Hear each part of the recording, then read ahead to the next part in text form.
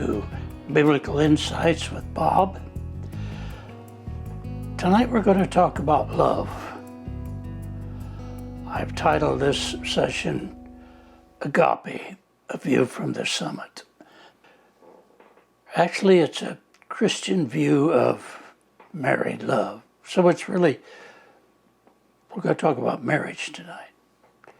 Now, the Greek language has 4 words that are translated love, and we'll look at all 4 of those later.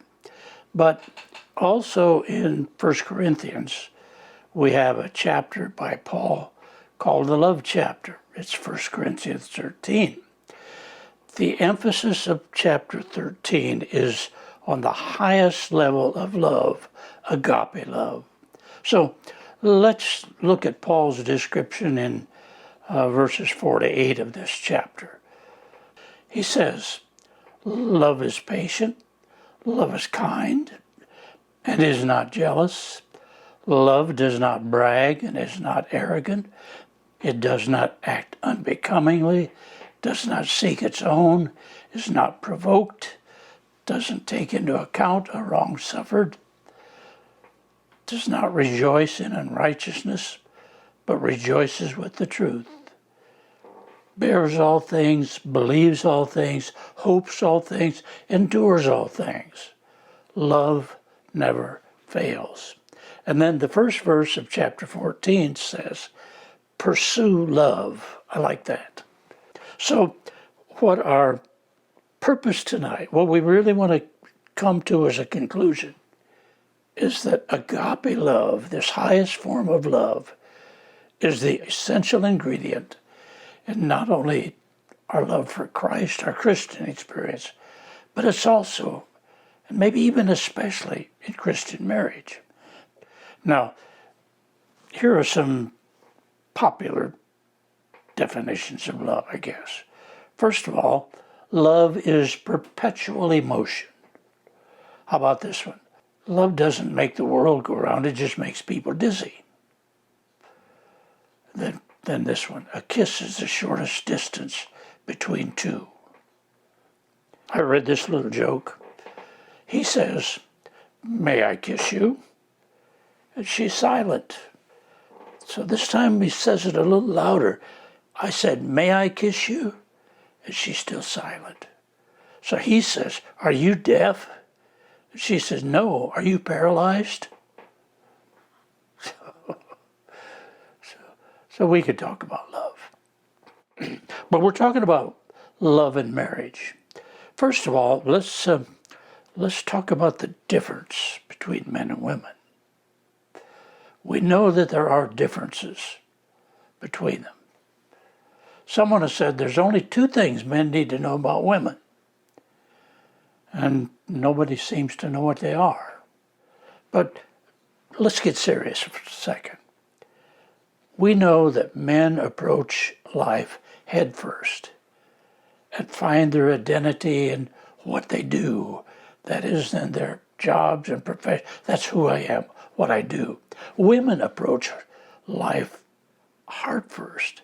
They find their identity in their home, in their relationship. It's more based on love. Men are impressed. Now we're talking about our eros, our sex life. Men are impressed by what they see. We're visually stimulated. That's why pornography tends to grip certain men. Women, on the other hand, are moved by their relationships, by their emotions. And so women need that satisfaction. Women need love. Notice the Apostle Paul in another reference, Ephesians 5:25. He says, husbands, love your wives. On the other hand, men need respect. Again, Paul says, nevertheless, each individual among you also is to love his own wife, even as himself. And the wife must see to it that she respects her husband. Since these 4 words signify different levels of love, the four words in the Greek. Picture with me as a mountain of a successful marriage. First of all, we start at the base of the mountain, in the foothills. That form of love is called storge in the Greek.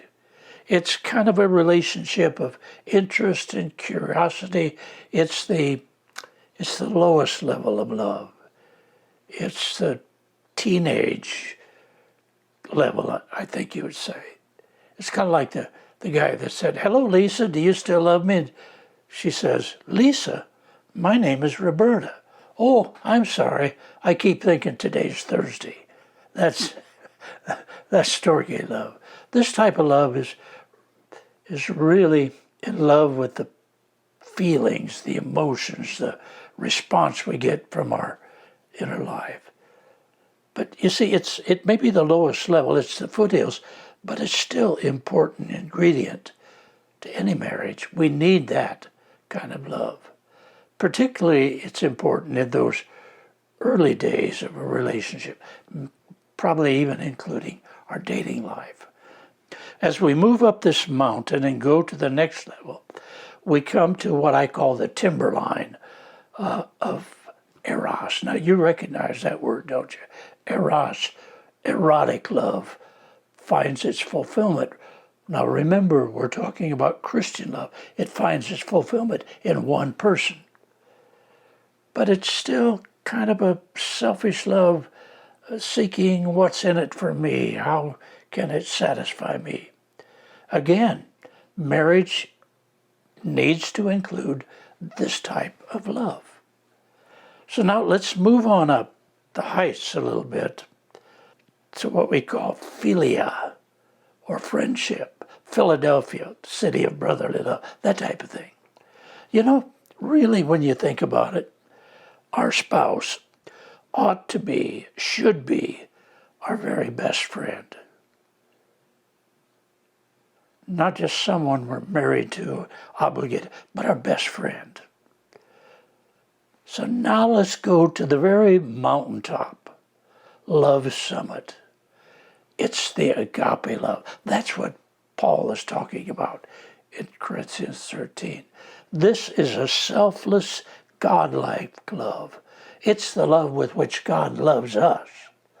And it truly makes a marriage everything God intends it to be. Agape love, the view from the summit. So let's focus on that. Looking at our scripture as our reference, first of all, we see love's attitude. Remember what Paul said? Love is patient, long-suffering. As you think about our marriages, we have to ask ourselves, what's the pet peeve in my marriage? I have to ask myself, how patient am I? Love is kind. Well, patience may sometimes just be passive endurance. Kindness is active, not just grinning and bearing it. Love returns good for evil. That's love's attitude. Secondly, Paul mentions love's humility. It's not possessive. It's not anxious to impress. It doesn't cherish inflated ideas of its own importance. It's humble. Love is humble. Then Paul talks about love's behavior. First of all, he said love has good manners. It's never rude or indecent. It's not necessarily perfect performance, but it's always considerate. It doesn't demand its rights. Now, think about that one in your marriage. Love never loses control. Love is not provoked, Paul says. So it doesn't keep score or gloat over the shortcomings of others, your spouse particularly. Also, he says love rejoices in truth, in right relationships. I like this one. Love's endurance. Paul says love bears all things. There's nothing that love can't face. It believes all things, not naive, but believes in the best. In other words, has confidence in its object. It believes in the spouse. He also says it hopes all things. Love, therefore, is vulnerable. There's no safe investment. To love at all is to be vulnerable. If you want to make sure of keeping it intact, you have to give your heart to no one, not even to an animal. So in order to be safe from being vulnerable, you can't love. Love is vulnerable. That's what Paul is saying. Now, C.S. Lewis wrote a book titled The Four Loves, in which he talks about just those four loves that we've mentioned here. Here's what he says. I'm quoting from the book. He says, wrap it carefully round with hobbies and little luxuries. Avoid all entanglements. Lock it up safe in a casket or a coffin of your selfishness. But in that casket, safe, dark, motionless, airless, it'll change. It'll not be broken. It'll become unbreakable, impenetrable, irredeemable. The alternate to tragedy, or at least the risk of tragedy, is damnation. The only place outside of heaven where you can be perfectly safe from all the dangers of love is hell. Love is vulnerable. Then Paul tells us that love can outlast anything. He says, love never fails. Now, you don't fall into this kind of love. We talk about falling. You don't fall into that kind of love, nor do you fall out of it. How many times have I counseled a spouse who says, I just don't love him or her anymore? So if you don't love them anymore, you never really loved them to begin with. Not with the type of love we're talking about, the agape love. Love is eternal. Again, C.S. Lewis writes, theologians have sometimes asked whether we shall know one another in heaven, and whether the particular love relations worked out on earth would then continue to have any significance. It seems reasonable to supply, this is C.S. Lewis talking, it might depend on what kind of love had become or was becoming on earth. For surely, to meet in the eternal world some for whom your love is in this, however strong, has been merely a natural love, it would not be on that ground even interesting in heaven.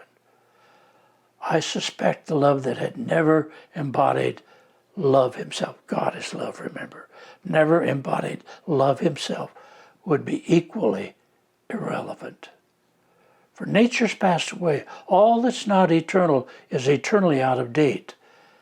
Love is eternal. Agape love is eternal. That agape love will last. It's eternal. So now let's talk about that last verse I read, a challenge, how we can meet the summit. Paul says, pursue love. As we talked about this, did you ask yourself, why couldn't I have a love like that? Now, I remember reading a story, an illustration about a man named Paul. Now, Paul's brother was wealthy and very fond of him. So you know what he did? He bought him a brand new car. So as Paul stood out by the curb admiring that car, a little street urchin walked by and stopped to look as well. So Paul looked down at him and said, do you like that car? Would you like to take a ride in it? After the boy hesitated a moment, he excitedly accepted. As they rode around the neighborhood, the lad waved to all his friends from the front seat. After they returned, Paul explained that his brother gave him that car and asked what he thought about that. Now, expecting him to say something like he wished he could have a brother like that, he was totally surprised and taken aback when the little lad answered, I wish I could be a brother like that. So ask yourself, why can't I become a lover like that? Now, in the King James Version, that word love is translated charity. So this love is not only selfless in its outward direction, but also in its source. It's His love shed abroad in our hearts. This is why Christian marriage should be different than the world's marriage and should never break up. So Paul's challenge is our challenge. Pursue love. Make love your highest aim. This kind of love, C.S. Lewis likens to a garden which needs cultivation. Pursue love. Let's make our love a view from the summit, agape love. So that's the 4 kinds of love. We need them all in marriage, but let me tell you, when you pursue love, when you have His love, then the marriage loves becomes like that. It becomes agape. You put your spouse first. You do all the things Paul talked about in 1 Corinthians 13. Pursue love. Thank you for joining us. I hope you've gained some insight in this discussion.